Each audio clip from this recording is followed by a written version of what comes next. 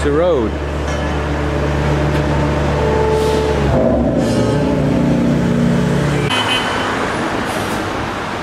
Managed not to get too lost this time. I'm right back where I'm supposed to be.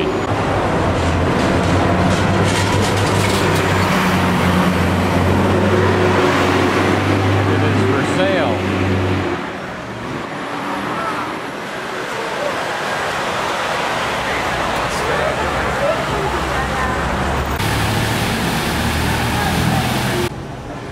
Do not know what it means yet, but somebody spent a fair amount of time listing the different bars. Los Patios, Esquina Tango, which is a club right around the side from mine.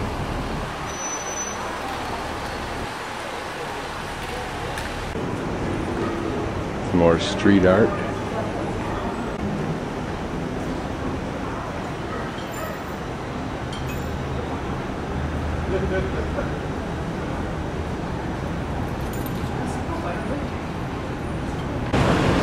This is the bar Esquina Tango, Tango Corner. And there's some more street art.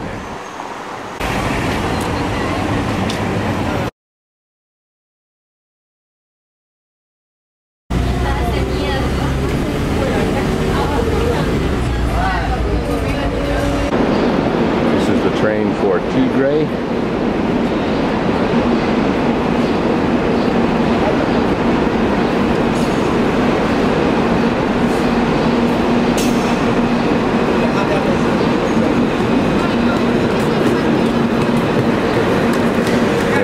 Sure what to do what everybody else is doing.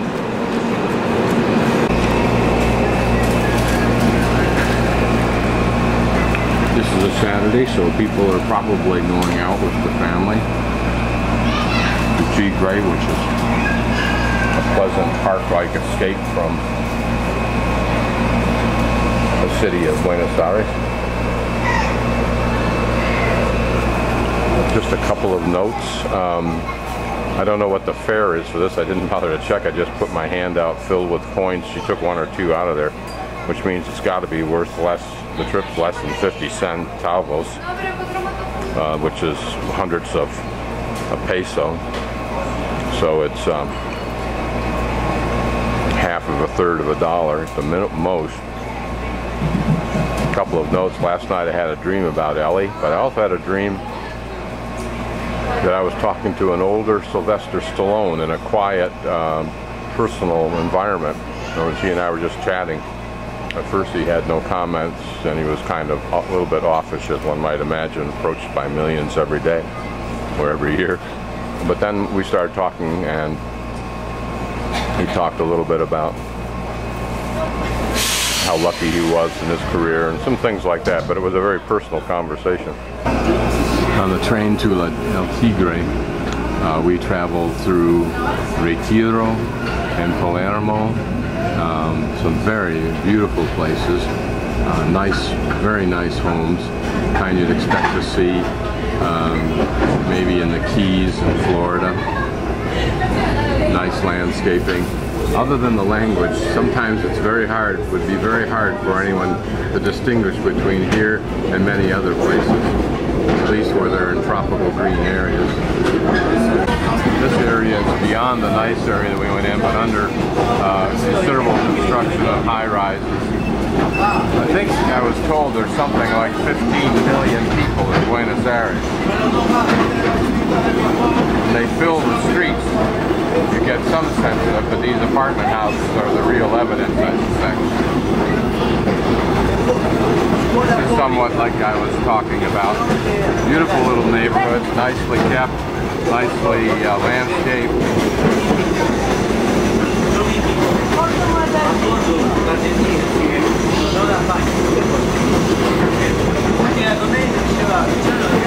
And always everything is a mix. Here are rows of nice homes. The man here whose mother is visiting, I think, from Rome, so he speaks Italian, Spanish, and English at least. But he said that much of this area in Palermo also were populated significantly by the Germans, who were reputed at the time, or rumored at the time, and the rumors continue to have brought gold and paintings with them, which no doubt formed the basis of their estates, if in fact all of that is true. Other than the language, how would you ever tell the difference?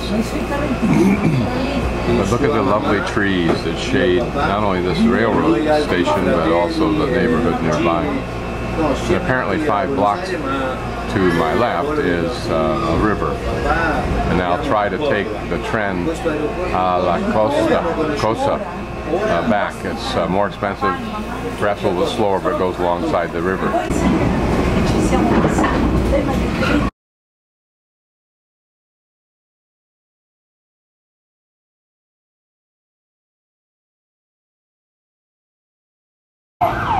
So we arrived at El Tigre, or Tigre I guess it's called, Tiger. A very pretty place. Now I have to explore.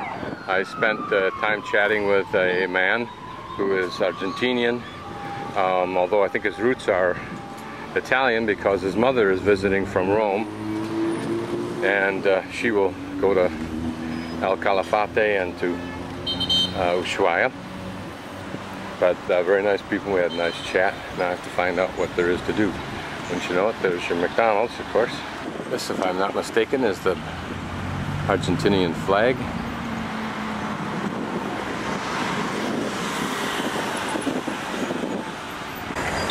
This is, to say the least, a very lovely, beautifully maintained public area. Well, community, if you will.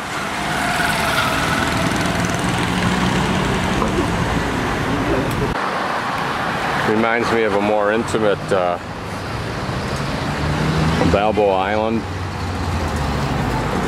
Intimate in the sense that the water area is smaller, but people in sculling craft, and I think you can rent a canoe, which those, or not, yeah, a rowboat, which those girls have rented there.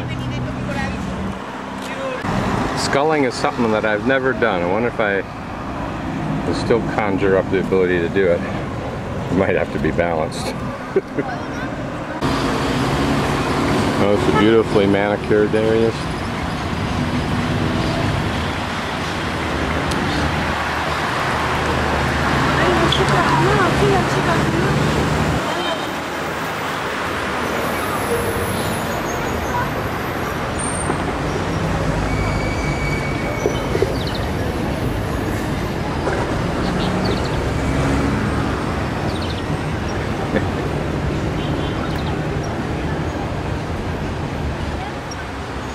Won't even comment on the implication of this, but it is perhaps a better way to go.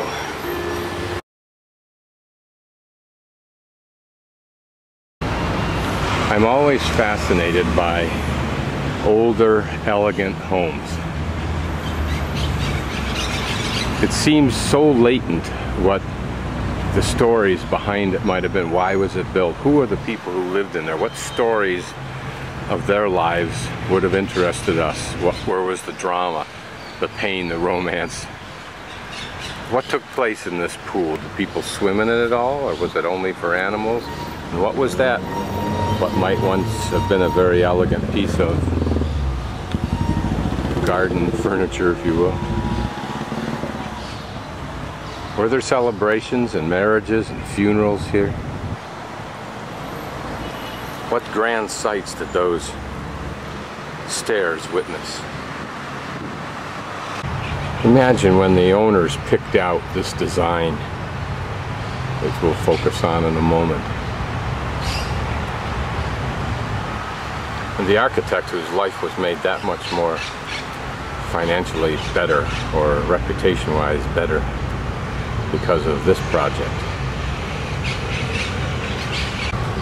And the last most obvious question, why has someone wealthy not restored it in this beautiful place and use it? Imagine if one of the American billionaires or others decided this was their home, a beautiful place to live, would seem to me. Not just the house, but the whole area. What would this be like if they restored it? The little dog is fed by someone here. This is a little place. Hello, little dog. How are you?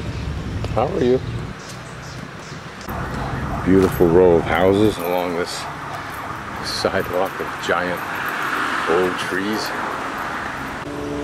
Colegio de la Reconquista. Beautiful looking at apartment house of wood and brick. Pretty streets. Reminds me somewhat of Manhattan Beach and other beach cities.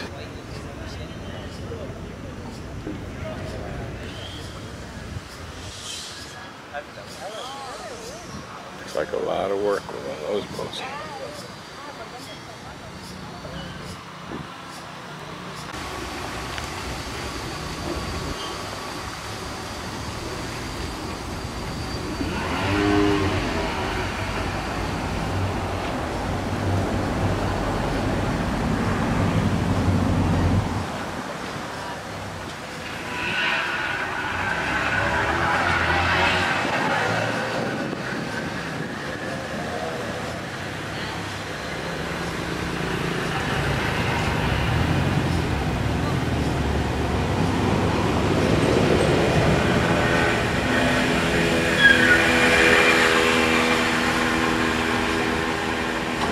There you can see they store the boats in what's like a 5-tier boat storage building. Lovely cool breeze as I sit here in the shade alongside the water and eat my apple.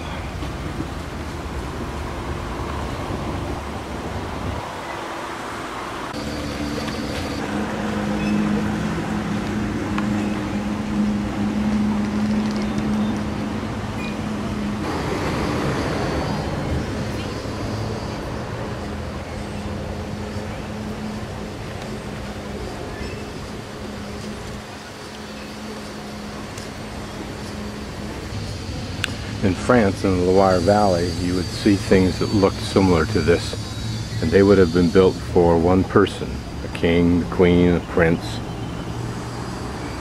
the exclusion of all but the nobility that pandered to those particular people.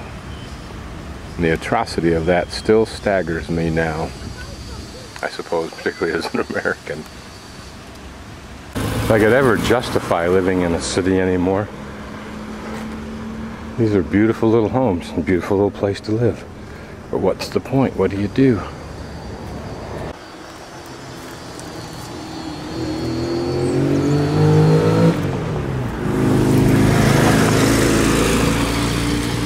There seem to be small houses and large houses. Houses with large grounds, like they own 2 or 3 or more lots, and others that don't. Looks like a little house set back on this little lot. Pretty little spot. It looks like a classic big home. Not a lot of style. And for some reason this entire wall devoted to large advertising bulletins. But why here?